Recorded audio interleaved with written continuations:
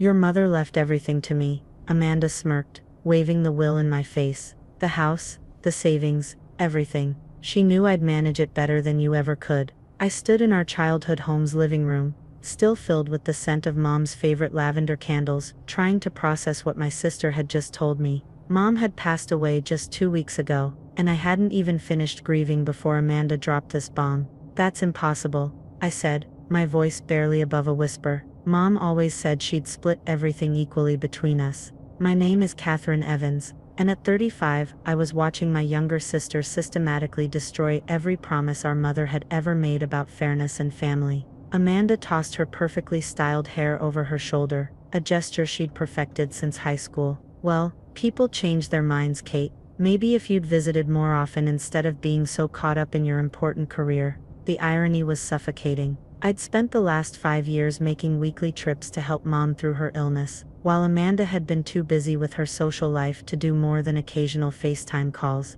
But somehow, she'd managed to convince Mom to change her will in those final months. That night, as I sorted through the few boxes of personal items Amanda had generously allowed me to take, I found something interesting. Mom's old jewelry box, the one she'd kept on her dresser since we were kids. It was empty now, of course. Amanda had already claimed all the valuable pieces, but as I turned it over in my hands, something fell out of the velvet lining. A small brass key with a faded tag, First National Bank, Box 847. I remembered that bank. It was the old-fashioned one downtown where Mom used to take us when we were little. She always said she preferred dealing with real people instead of ATMs. I hadn't thought about it in years. The next morning, I walked into First National Bank, the key clutched in my hand. The marble floors and high ceilings hadn't changed since my childhood. An elderly security guard nodded as I approached the main desk. I need to access a safety deposit box, I said, showing the key to the young woman behind the counter. It was my mother's. She passed away recently. I'm sorry for your loss, she said, examining the key. Let me get Mr. Peterson, our manager. He handles all estate-related matters. Mr. Peterson turned out to be a thin man in his 60s, with wire-rimmed glasses and a carefully pressed suit. He studied my ID and the key with meticulous attention. Box 847, he muttered, typing something into his computer. Suddenly his face went pale. He looked at me, then back at his screen, then at me again. Is something wrong? I asked, my heart starting to race. Miss Evans, would you mind stepping into my office? His voice had dropped to almost a whisper. There's something we need to discuss. I followed him through a set of heavy wooden doors into a small office lined with old banking photographs. He closed the door carefully behind us. Your mother, Elizabeth Evans, opened this safety deposit box 30 years ago, he said, settling behind his desk. She made annual payments through an automatic withdrawal from her account, and what? I pressed as he trailed off, and she left very specific instructions about its contents. Instructions that directly contradict the will your sister presented to the probate court last week. My heart skipped a beat. What do you mean? Mr. Peterson pulled out a folder and placed it on his desk. According to our records, your mother visited this bank 3 months ago. She was quite ill by then, but her mind was sharp. She updated the documentation for Box 847, and made it very clear that its contents were to go to you, Catherine, regardless of any other arrangements. I sat there, stunned, as Mr. Peterson continued. Given the nature of what's in that box, I believe we need to contact the probate court immediately. Your sister's will, well, let's just say it might not be as valid as she claims. Mr. Peterson, I said, leaning forward, what exactly is in that box? He removed his glasses, polishing them nervously with his handkerchief. Perhaps it's better if I show you, but first, I need to make a few calls. This situation, it's going to cause quite a stir. As I watched him pick up his phone, I couldn't help but think about Amanda's smug face when she'd waved that will at me. Whatever Mom had left in that safety deposit box, it was clear that my sister's perfect plan was about to unravel. Mr. Peterson's voice snapped me back to reality. Yes, Judge Harrison, this is about the Evans estate. We've had a significant development. The next hour passed in a blur. Judge Harrison arrived at the bank personally, accompanied by a court clerk, and to my surprise, a forensic document examiner. Mr. Peterson led our small group to the safety deposit box vault, his hands slightly shaking as he used his master key alongside mine. Box 847 was larger than I expected. When Mr. Peterson pulled it from the wall, he needed both hands to carry it to the private viewing room. The judge watched intently as he placed it on the table. Mrs. Evans left explicit instructions about documenting this moment, Mr. Peterson said, nodding to the court clerk, who had already started filming. She wanted everything on record. Inside the box, I found several carefully organized folders. The first contained photographs, dozens of them, showing Amanda meeting with Mom's lawyer, Richard Bennett, at various restaurants and hotels over the past year. In some photos they were clearly more than just attorney and client. "Oh Mom," I whispered, understanding dawning on me. "You knew." The second folder held bank statements, showing large transfers from Mom's account to offshore accounts in Richard Bennett's name, all processed after Mom had supposedly signed the new will. But it was the third folder that made Judge Harrison sit up straight. "This," he said, holding up a document, "is your mother's real will notarized and witnessed by 3 bank officials, including Mr. Peterson. It's dated just 3 months ago." Below that was a letter in Mom's familiar handwriting. "My dearest Catherine, if you're reading this, then everything I feared has come to pass. I discovered Amanda and Richard's plan to manipulate my will during my final days. Rather than confront them, I decided to gather evidence. The private investigator's reports are in the blue envelope. I'm sorry for letting you think I'd chosen Amanda over you. It broke my heart to see your face when she started moving things out of the house, even before I was gone. But I needed them to believe their plan had worked. Everything I own should be split equally between my daughters. That was always my intention. But Amanda's actions have shown me that she's not ready for that responsibility. All my love, Mom." The blue envelope contained detailed surveillance reports, recorded conversations, and even copies of emails between Amanda and Richard Bennett, documenting their entire scheme.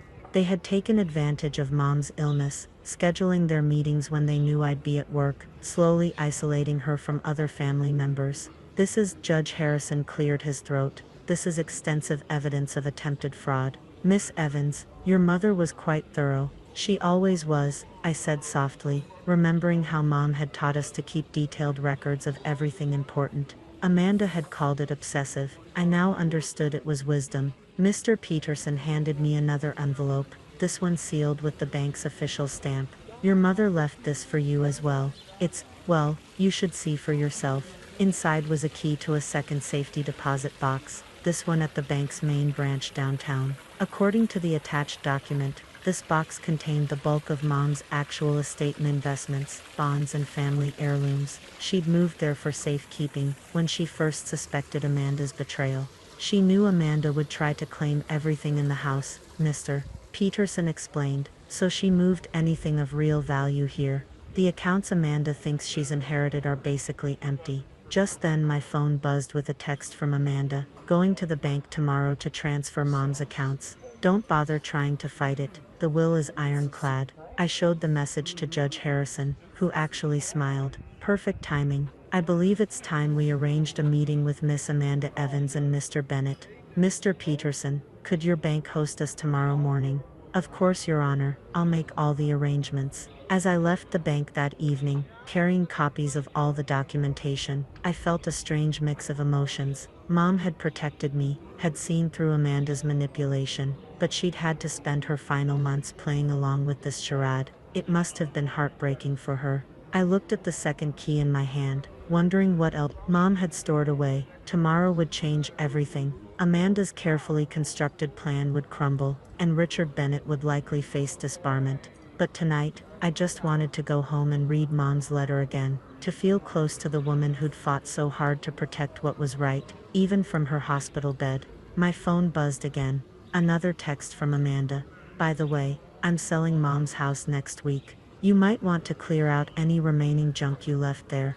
I smiled, thinking about tomorrow's meeting. "Sure, Amanda," I typed back. "I'll be there bright and early. In fact, why don't we meet at the bank first? There's something you really need to see." The next morning, I arrived at First National Bank early, watching from the lobby as Amanda strutted in at 9 a.m. sharp, Richard Bennett at her side. She wore our mother's pearl necklace, the one she'd claimed was costume jewelry, when I'd asked about it after the funeral.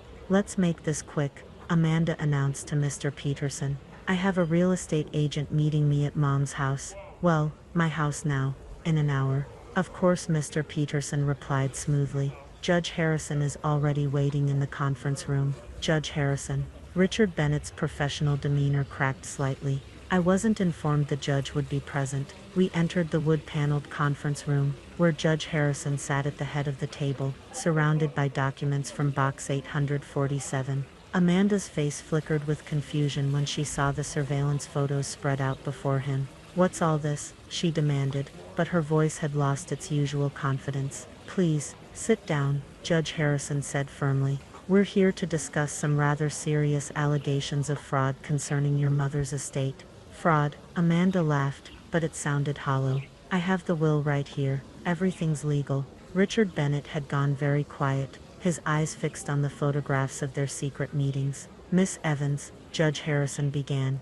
"would you care to explain why you were meeting privately with Mr. Bennett months before your mother's will was mysteriously changed? Or perhaps Mr. Bennett would like to explain the offshore transfers?" Amanda's face went white. She turned to Richard, but he was already backing toward the door. A security guard stepped forward, blocking his exit. "This is ridiculous," Amanda sputtered. "You can't prove anything." I pulled out Mom's letter and began reading it aloud. With each word, Amanda's carefully constructed facade crumbled. When I reached the part about the private investigator, Richard Bennett finally broke. "It was her idea," he blurted out, pointing at Amanda. "She said her mother was too ill to make rational decisions. She convinced me to help modify the will. You promised nobody would find out." Amanda screamed, her composure completely gone. "You said it was foolproof." Judge Harrison cleared his throat. "I've seen enough. Mr. Bennett, I suggest you contact your lawyer immediately. The State Bar Association will be very interested in this evidence. As for you, Miss Amanda Evans, attempting to defraud an estate is a serious crime. You can't do this to me," Amanda whispered, but she wasn't looking at the judge. She was looking at me. "Kate, please, I'm your sister." "Yes, you are," I replied quietly. "And Mom loved you enough to give you a chance to do the right thing. But you chose this path, Amanda, not me, not Mom, you." The next few hours were a whirlwind of legal proceedings. Amanda and Richard were formally charged with attempted fraud.